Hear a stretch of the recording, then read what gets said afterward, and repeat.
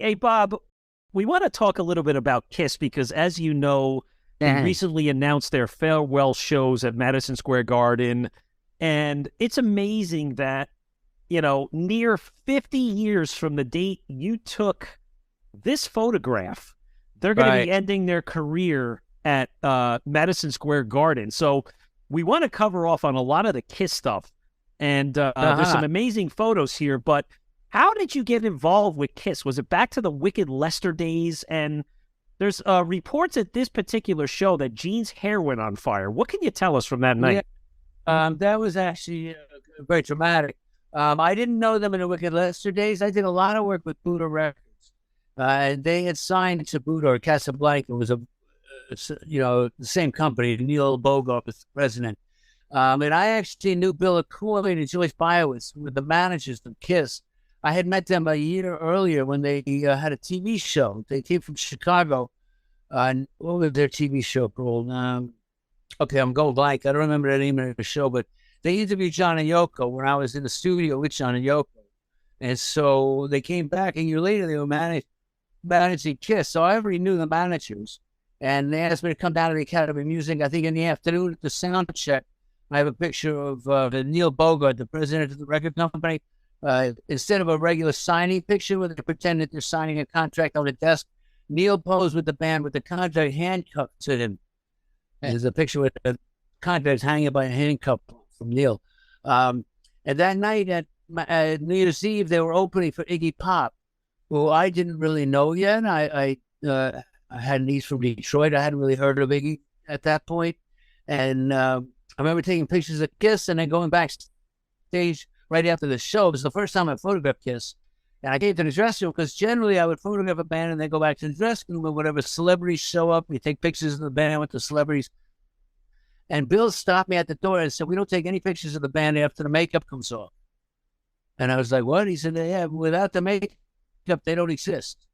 And so I went home. It was New Year's Eve. I went home to spend the night with my wife. I didn't even stay to see Iggy. I remember. I was sorry about that later. But I'm a big fan of Iggy now, but back then I didn't really know much about it. But they were great. And yes, they were trying out some new pyrotechnics because they just signed in a company. They had a little budget. And they had candles on the stage. But as you know, Kiss is really into bombs and fire. And that night, Gene had gotten some kind of new little trick, which was a little ball that if you crush it, and throw it, it'll be a burst of flame. There's a little ball that would burst into fire.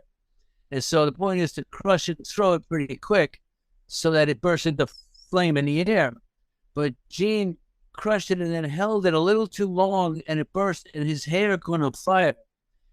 And they had a roadie named Sean who just happened to be coming out on stage with a towel for Gene. And when he saw the flames, he put the towel over Gene's head and put the flames out almost immediately. I was really surprised how fast Sean got there. And later, actually, Sean tried to tell me he read minds and he saw the future. Although he finally fessed up later and admitted that that was just joking with me. But for 20 years, I believed that until he finally came back and told me to shoot that he just happened to be coming out with a towel. Now, the ball, since he'd held it too long, it was already in flames and he threw it rather quickly and it hit somebody in the audience in the face. The kid got kind of burned and came backstage and they were going to call an ambulance for him and he refused to leave because he said he loved Kiss. He didn't want to miss the show. Wow. Never pressed charges or anything. He was just a huge fan. And he was, even though he was burned, he was happy to be part of the show. Kiss fans are really extreme. Was that Sean Delaney? Yes. Yeah, he was their road manager and stylist, and kind of their choreographer. Sean was an amazing guy, and there's no credit for being part of the band. Yeah. So, Bob, go ahead, Bob. 2 days in a row, October 25th and 26th. The what? October 25th and October 26th, 1974. I noticed this. We were looking at your website, and, here's the Capitol Theater. And the next day, we, of course, will get on to the next slide. But what's going on here? Is this, staged? Is this just the band being goofy, or is this, real stuff? 100% staged. I was making a comic book for Cream magazine, what they call a photo novella, which is a comic book made out of pictures. It's a 2-page story where Kiss finds out that it was John Denver was supposed to play a concert, which they cleverly disguised by calling him John Cleveland. And they felt that the world was rotting because of such mediocre, banal music, and that they had to save the world with rock and roll. And they put up a whole bunch of fake John Cleveland concert posters, and instead Kiss comes out and saves the world, and they're rewarded with an orgy backstage afterwards. We had no budget and very little plan. I didn't have even a drawing. I just had a basic idea. And I didn't know how I was going to get a bunch of girls to go in and have an orgy with Kiss. And so I was actually at the theater while the show was going on. And what I did was I watched in the front of the audience to see which girls were excited the most. There was like a group of 2 different groups of girls who were really screaming and obviously fans of Kiss. And I went over, and as soon as the show ended, I said, look, I'm going to bring you backstage. If you'll pose for a picture with the band for me.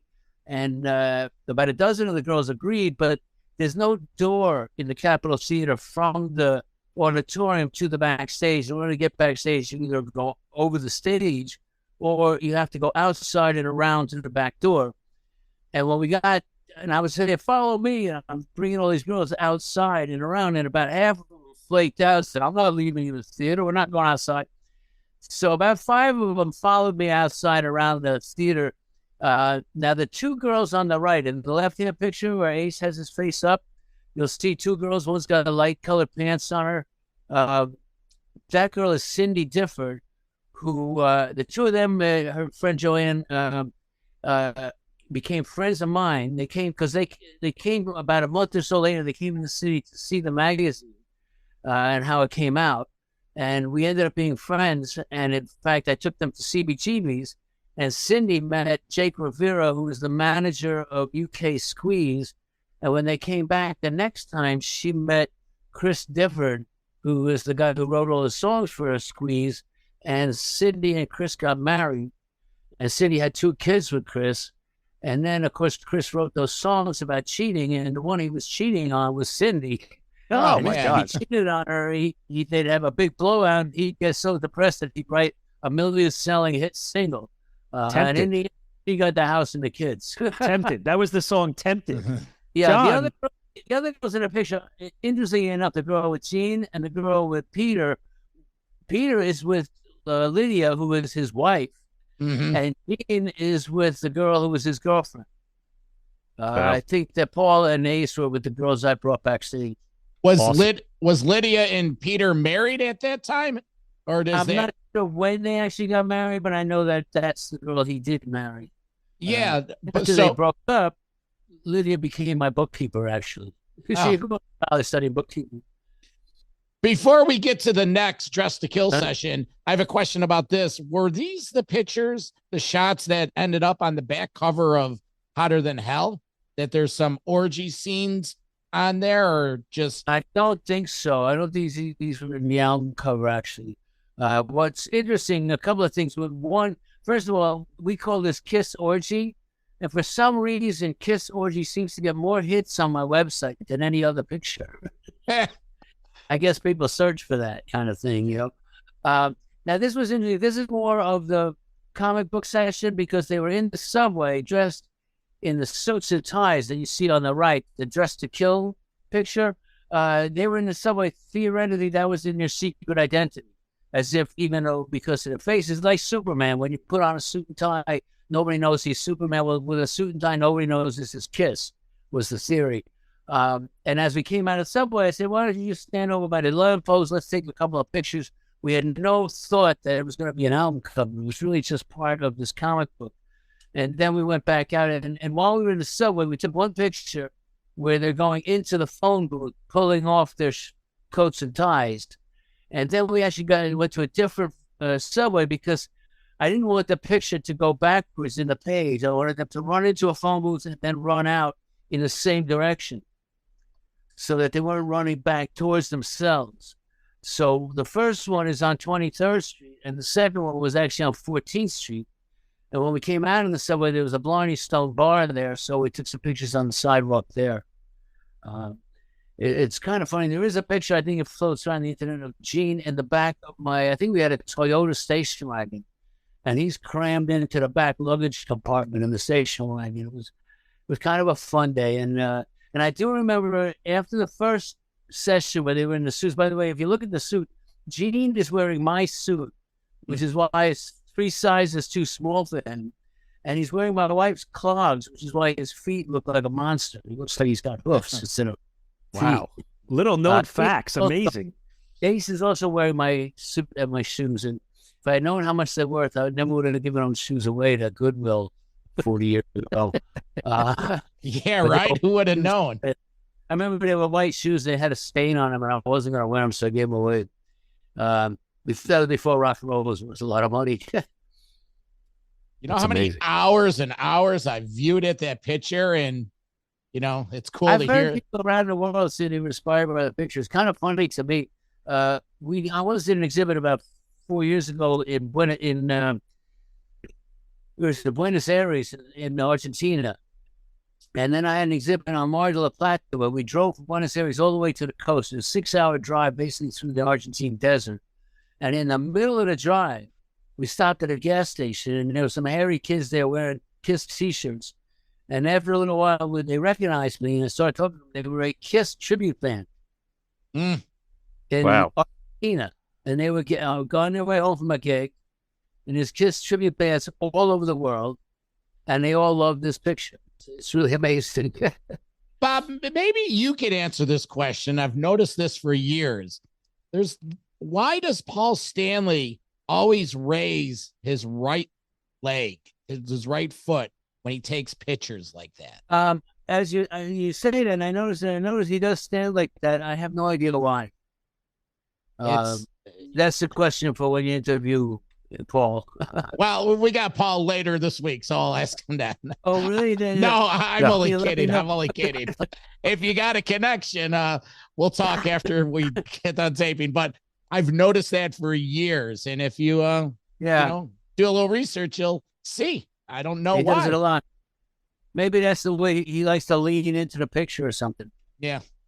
So, Bob, this Japan trip 77, there's some good ones there, and I think these are the best ones. I mean, there's the band in Kyoto, and then John and I are cracking up how we're like Gene on the throne and Ace double-fisted, perfect candid shots. It was a lot of fun being in Japan with them. I remember before we went, because they're very nervous about anybody taking pictures of them without makeup, and I talked to Bill about it and how to control it. But as it turned out, when we were in Japan, their touring party was about 35 or 40 people, because we had myself as I was the only photographer, but there was some managers and publicists. There were 10 journalists that were traveling with us. And then each band member has their own handler to keep them from toppling off their shoes. And there was stylists. And so there was like so many Western people, all without makeup, that even the Japanese who saw our group didn't know which ones were the band. Because without the makeup, they looked like roadies, You can't really tell them the difference. So, but I had gone to Japan originally in 1974 with Yoko Ono. So I had an introduction to the country, and then I came back in 75 with the New York Dolls, and later that year or the next year with the Bay City Rollers.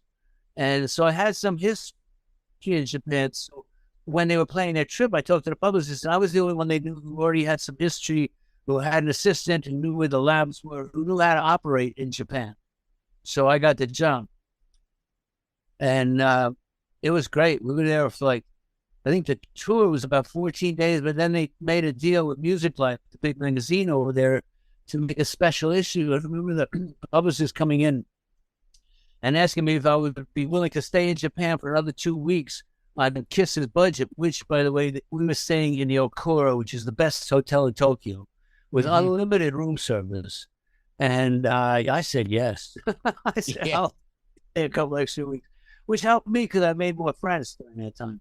Sure. And I ended up actually, in 1979, a couple years later, I went and I got my own apartment in Tokyo, because it's such an interesting culture and it's so welcoming to artists. So I spent 79 and 80, the better part of that year in Tokyo in my own apartment. But I remember Gene saying, the picture, like, let me sit on the toilet here. And I thought, oh my God, that's disgusting. And I didn't know who was going to publish a picture like that. But I do remember the first time it was published was an interview he did with Playboy magazine. They thought it was very funny. So it was actually published in a pretty big magazine.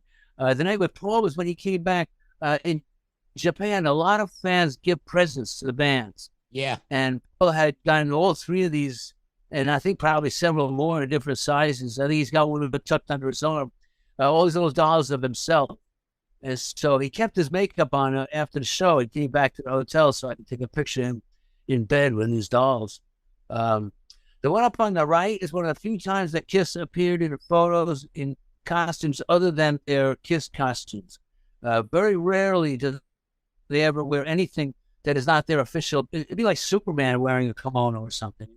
It's like Kiss is Kiss in the costume. Without the costume and makeup, they're not Kiss. That's a funny thing about a superhero. Any of those superheroes, they have to have the cowl and the cape, or they're just Peter Parker, Yes. So when Kiss puts on another outfit, like these kimonos, it's very unusual. I actually have a picture of Gene twice. I did a cover for a Japanese magazine called Tokyo Journal. And the cover is a picture of Gene with a samurai sword where he's wearing a kimono. But it's very unusual for them to do anything like that. Now, the Buddha, the statue that they're sitting in front of, happens to be a very sacred memorial to the dead, which I did not know when we went there. I went around Kyoto the day before because the magazine that we was working with, Music Like Magazine, was going to do a special issue with Kiss, and they were paying Kiss for exclusive pictures. But they needed pictures to show that Kiss was in Japan and not just backstage, because all the backstage pictures could be done anywhere. And they needed proof to show Kiss in Japan. So Kiss agreed to do a day outdoors in Kyoto, which is the ancient capital. And the day before, I went around Kyoto with one of the tour people, one of the Japanese people, to show me different sites. And I took Polaroid pictures of like 10 different sites around Kyoto. And then that night, I met with the band and the managers, and I showed them all the Polaroids. And we picked out 4 places that they liked the look of, decided to go to. So the next day, we get a bus for us for the band and the journalists, and there's like 30 people that are coming to this photo shoot. And I got the same cab driver I had the first day because he knew where he had taken me. And I showed him the Polaroid picture. I said, take me back here. And then he took us right there, and the bus followed us in a taxi. And so it got kind of crowded. But then when we went to the first place, that Buddha statue, I remember as we were coming up the hill, I saw the promoter kind of going down the hill rather quickly. Now, I didn't understand why Mr. Udo was running away because we were just arriving. And I got there, and some Japanese people trying to talk to me. I was pushing them aside, saying, I'm busy. We have to take this picture. And I told the band, get over there in front. Let's get this angle. We've got to get the lighting right and the band right, and everything's lined up. And I started taking pictures of them. And there's some Japanese person still trying to talk to me. I'm still ignoring them. And finally, they talked to some of the Japanese people in our party. And then they explained to me that we are desecrating this memorial for the dead, and that by bringing this chaos of this rock band, it's really disruptive to their serenity. And so we had to apologize profusely and be a quick exit. My dad always told me, my dad said it's easier to apologize than ask for permission. Sure. It's easier to ask for forgiveness than permission. That's what he said. Right. We're going to touch on a lot of big superstars, but before we wrap up Kiss, you were there when they were the biggest band in the world. Was it really? Now? No, well, in Gene's eyes they are. But in 1976, 77, were they like the biggest band in the world? Oh, 66, 67, they were huge. By that time, they were huge. Now, if you look at the 1974 picture, the Dress to Kill, that was 74, right? I think, yes. If you look at those pictures, Just to Kill, when they were on the sidewalk, people didn't know who they were. In the background of the Dress to Kill picture, there's a woman in a car driving behind him, and she's just got this wide-eyed expression, like, what the hell is that? Mm-hmm. We were just out on the sidewalk walking around, and I had no bodyguards or handlers. It was just me and the band. and nobody said a word because nobody knew who they were. Sure. Yeah, but 3 or 4 years later, they were huge. People in Japan were coming to their concerts in makeup, copying them already. Oh, yeah. Well, it's unprecedented how in that 2.5, 3 year period, soon as a live one came out, it's been documented, they just exploded beyond, like, you never see it. Were they the biggest band that you've ever shot? Led Zeppelin was pretty big at the time. They had their own airplane.